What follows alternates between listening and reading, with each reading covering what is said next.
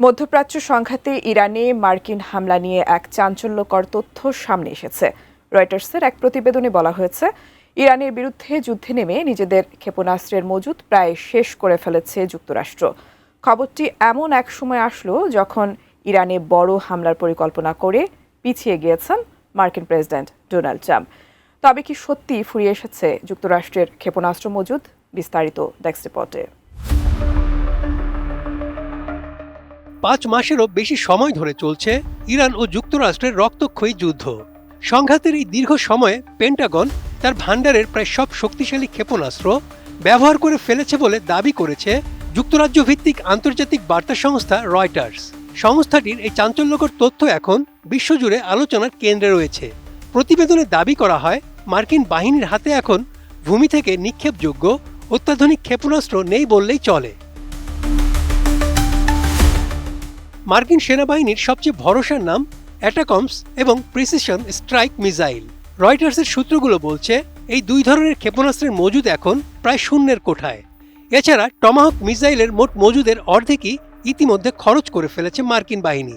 এর ফলে ভবিষ্যতে অন্য কোনো যুদ্ধ শুরু হলে আমেরিকা বড় বিপদে পড়তে পারে। যুদ্ধ শুরুর প্রথম 7 সপ্তাহেই মার্কিন বাহিনী প্রচুর অস্ত্র ব্যবহার করেছে। Centre for strategic and international স্টাডিজের এক বিশ্লেষণে দেখা গেছে, সেই সময়ই পেন্টাগন তাদের 45% প্রিসিশন স্ট্রাইক মিসাইল খরচ করে ফেলে। একই সঙ্গে 50% প্যাট্রিয়ট এবং অর্ধেকের বেশি থার্ড ক্ষেপণাস্ত্রের মজুতও শেষ হয়ে যায়। নিউ ইয়র্ক টাইমস এবং ওয়াল স্ট্রিট জার্নাল এক প্রতিবেদনে জানিয়েছে, আকাশ প্রতিরক্ষা সরঞ্জাম কমে আসায় প্রেসিডেন্ট ট্রাম্প বড় হামলা থেকে পিছিয়ে এসেছেন। প্রতিটি ক্ষেপণাস্ত্রের দাম $10 লাখ বেশি।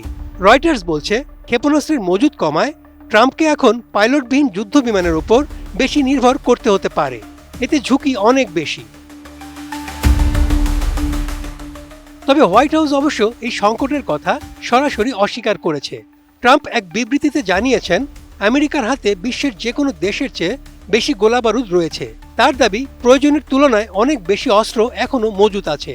তবে সামরিক বিশ্লেষকরা রাশিয়া ও চীনকে মোকাবেলায় মার্কিন সক্ষমতা নিয়ে এখন বেশ চিন্তিত।